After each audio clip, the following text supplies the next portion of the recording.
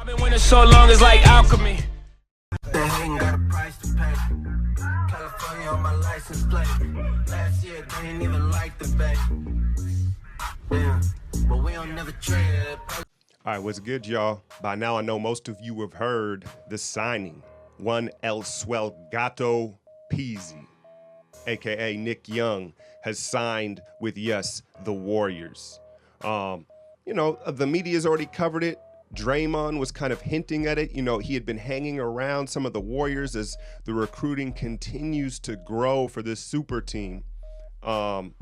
First, let's get into fit. I don't know how many of you are familiar with him. He's been in the league quite a while, but he's been a little bit of a journeyman, kind of like a mercenary. So first off, he gets buckets. You want to think playing style, think J.R. Smith, okay?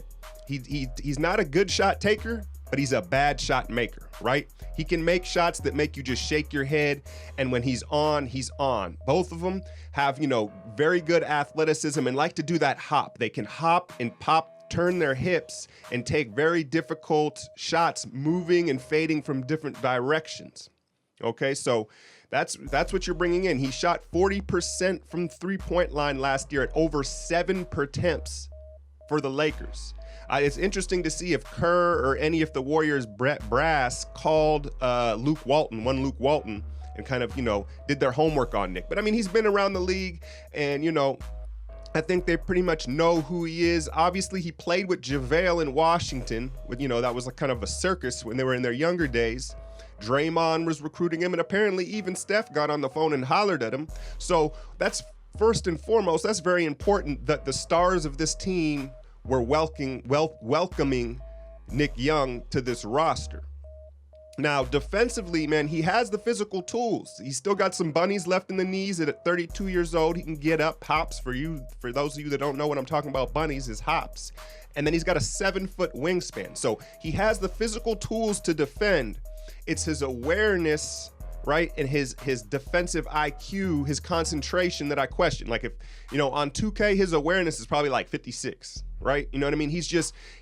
Sometimes he's going to space out and miss an assignment, but one-on-one on the ball, he's got size, length, and athleticism.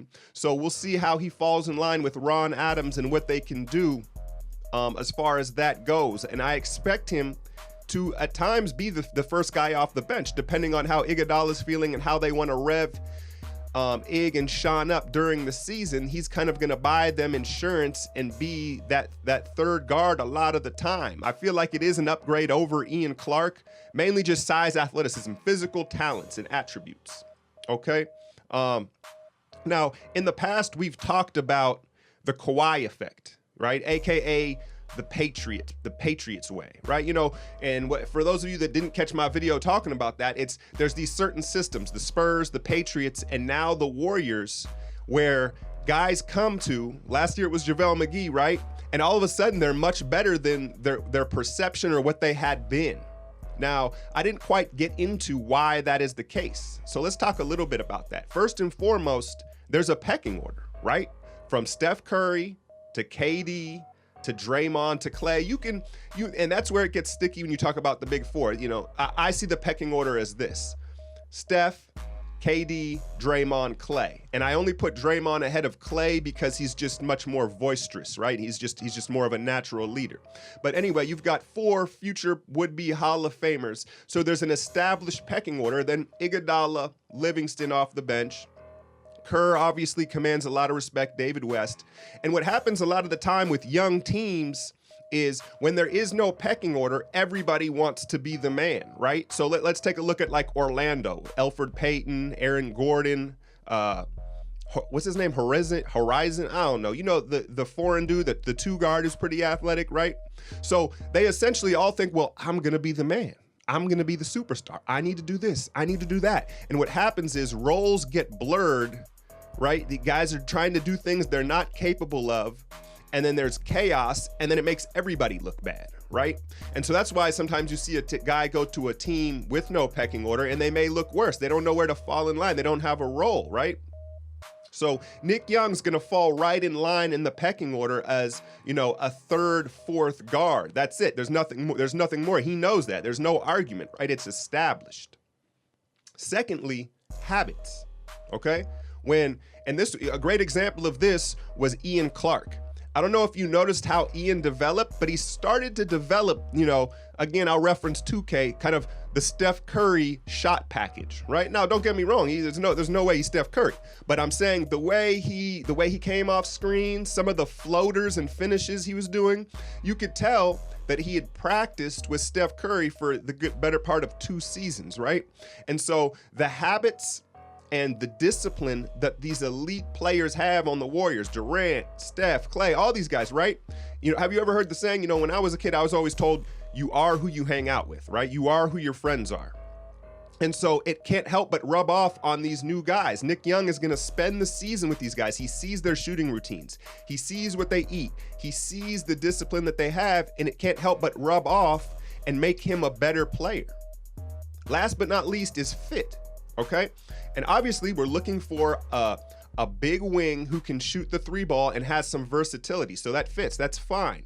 But the difference is, again, going back to a weak team, I'll use Orlando because, they've been at the bottom for a while now. Minnesota used to be my team, but they all of a sudden look very interesting. Anyway, back to Orlando. Because they're not very good, right? They're looking for guys that can do everything. Hybrid potential players, right? Guys with a lot of potential, but may not necessarily be established in the league. They've got to swing for the fences because they're not very good. Now, when you're the Spurs, when you're the Warriors, when you're the Patriots, you're already great, right? So you're not looking for potential. You're not looking for guys that do it all, guys that can potentially be this. You're looking for established players who can do 1 or 2 things very well. Therefore, they slide in and fit in right away because you're not looking for the all-world beaters, right? You're looking for a Jordan Bell, a rebounder and a shot blocker, right? Swaggy P can shoot the 3. Omri Casspi, a big guy that can spread the floor, okay? So they're looking for guys that can just fit specific roles, and therefore they're more successful when they bring these guys in. To finalize, how I feel about this acquisition is I think it's going to work well. I talked about the different reasons why, but ultimately, big picture, I look at it as he's like a bad side chick. You know what I mean? There's certain things that this bad chick can do that normal girls, they just can't do, man. But first, obviously you can't commit long-term to some jump off like that, right? So 1 year mid-level exception. Second off, you can't count on them, on a Tuesday night. You can't call your little side chick on Tuesday night. Hey man, I need a ride. I got a flat tire, right? They're not going to be there consistently. But sometimes every now and then, that late night, Saturday night, whenever it may be, there's going to be some incredible moments, but just enjoy them while they last. And that's kind of the way I look at this Nick Young acquisition. Now, Omri Casspi was signed to the vet minimum, 6'9", the Israeli sharpshooter. He's kind of been, I don't know if it's been injury or what, but I don't know what to expect quite from Omri. Everybody remembers when he hit those, him and Steph had a 3-point battle when he was in Sacramento. I think he's had 2 stints in Sacramento. But I do like his aggression from when I've seen him play. He's an aggressive guy. He shoots the 3 well, 6'9", so he can switch the wing positions. But honestly, looking at this roster, I'm not sure how much he's going to play. If I were to choose one of these guys to kind of fall out of the rotation, it would be Omri, because I feel like Jordan Bell is going to earn more and more minutes as the season goes on. Is that how you say it? Omri Casspi? Anyway, but he can shoot the ball and he has some versatility. He has a nice skill set, but 29, he's had some injuries. So I'm not, it's a fine, at the vet minimum, I'm completely fine with the signing. I just don't know how much he's going to help the team. Now, I think I can speak for all Golden State Warrior fans at this point. We have, I think 2 roster spots left, depending on Kevon Looney. Javale Mcgee, send me your location. And I'm messing with y'all, man. I'm gonna leave the singing to somebody else, man. But Javale, he's become a fan favorite. Obviously, he played a part in the Nick Young recruitment. They have a relationship, but he's still sitting on the open market. Now, there is no market for centers, right? And I think teams have smartened up around the league. We talk about the Kawhi effect and I could call it the Warrior effect now. Teams realize that. They're like, Javale is not gonna look like what he looks like on the Warriors with us. We don't have those shooters, and he's just not going to look like that. So He's not maybe getting the deals he thought he would get, but, you know, like I said, I think everybody wants him back, and that would really complete the season because we are down a big. Zaza apparently will sign on another smaller deal. We've already got David West back, but we need another big. Kevon Looney has a guaranteed contract this year. He is reportedly going to play in this summer league. So it'll be very interesting to see how he looks. You know what I mean? I think, and I'm going to call Bob Myers out on this a little bit. I think Bob Myers, being a UCLA alumni, has a soft spot for Kevon Looney.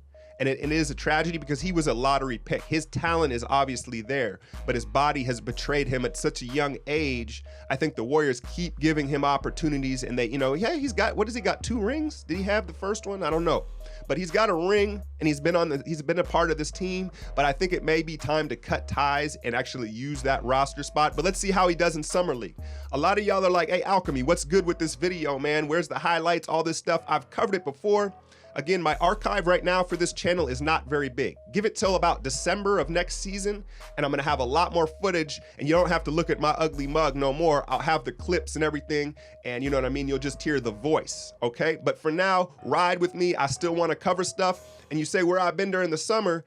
Those of you that know, check out my Patreon. I've been covering Summer League. I'm gonna cover the Warriors in Summer League for there. So if you're interested in that and you want a little more of my coverage, go ahead, check out the Patreon. I'll be back covering some more stuff, maybe some finish up stuff, and maybe some basketball training videos for y'all, which will also be on the Patreon. But hey, man, we can't complain. Everybody's back. I like the roster move so far. That's it for now. Hit that like, share, and subscribe. I'm out, y'all.